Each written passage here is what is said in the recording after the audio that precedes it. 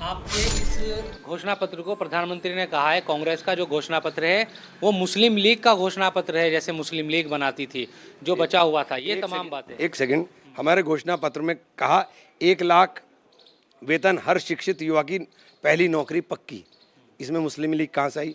1 लाख हर साल हर गरीब परिवार की महिला को, हर गरीब परिवार की महिला को, इसमें मुस्लिम लीग कहाँ से आई? कर्ज माफ़ी और MSP कानून की कानूनी गारंटी स्वामीनाथन फार्मूले वाली, इसमें मुस्लिम लीग कहाँ से आ गई? 400 रुपया प्रतिदिन कम से कम मजदूरी मनरेगा में, इसमें मुस्लिम लीग कहाँ से आ गई?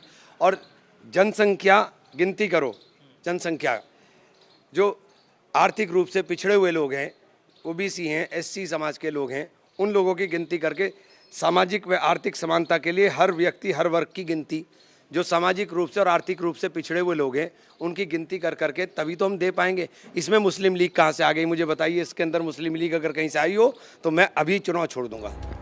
इमरान मसूद जानते हैं कि मोदी की लोकप्रियता के आगे वो टिक नहीं सकेंगे, इसलिए वे चुनाव को इमरान मसूद वर्सेज राघव लखनपाल की लोकप्रियता के तौर पर लड़ने की कोशिश कर रहे हैं। राघव हमारा दोस्त है। 5 साल वो चुनाव, दुश्मन है? नहीं, दुश्मन, राजनीति में दुश्मन नहीं होते, वैचारिक मतभेद होते हैं। मेरा बहुत अच्छा दोस्त है, लेकिन वो 5 साल जब जीता था तो वो खुशी के अंदर नहीं आया, क्योंकि वो खुश बहुत था, घूमता रहा इधर उधर, और फिर वो 5 साल हार गया तो उसको दुख इतना हुआ कि वो दुख में नहीं आया। तो 10 साल से तो जनता के बीच से गायब है। अब चुनाव के अंदर आ गए, ना किसी के तेरहवीं में, ना किसी के जीने में, ना किसी के मरने में। हर जगह तो हम रहेंगे, लोगों के मरने में, जीने में हम रहेंगे। सड़क पे चलते हुए आदमी से आप टेलीफोन नंबर मांगोगे, अगर 100 में से 2 नंबर दो के पास राघव का मिल जाए तो मुझे आप बता दीजिए। मुझे नहीं पता वो क्या कहते हैं और ना मुझे कोई लेना देना है उनके कहे से। मुझे लेना देना है कि मोदी जी क्या कहते हैं, मुझे लेना देना है कि योगी जी क्या कहते हैं, अमित शाह जी क्या कहते हैं, राजनाथ सिंह जी क्या कहते हैं, JP नड्डा क्या कहते हैं, भूपेंद्र चौधरी जी क्या कहते हैं। हमारा जो नेतृत्व है वो हर पल इसी बात की चिंता करता है कि कैसे देश की जनता को लाभ पहुंचाया जाए।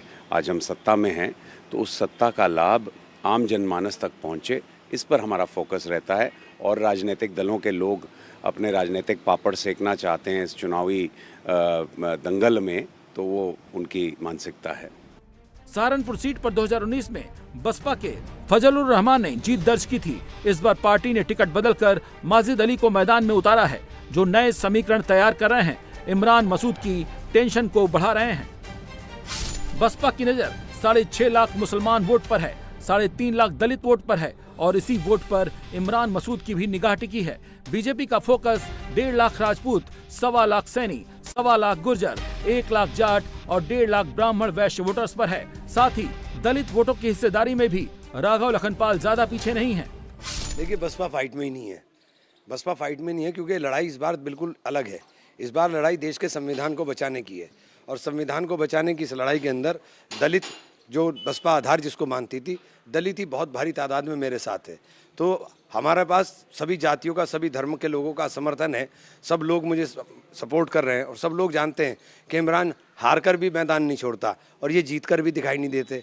तो ये बुनियादी फ़र्क है, और इसी फ़र्क के ऊपर ये चुनाव है। और लगातार मेरे पास प्रतिदिन यहाँ घर पे भी मुस्लिम समाज के लोग संपर्क कर रहे हैं, फ़ोन के माध्यम से भी। क्षेत्रों में भी हम जाते हैं, अगर कोई ऐसा गांव है जहाँ मिली जुली आबादी है तो वहाँ का मुस्लिम समाज भी हमारे कार्यक्रमों में आता है और हमें कहता है जी हमें साथ लगाइए, हम भाजपा से जुड़ना चाहते हैं।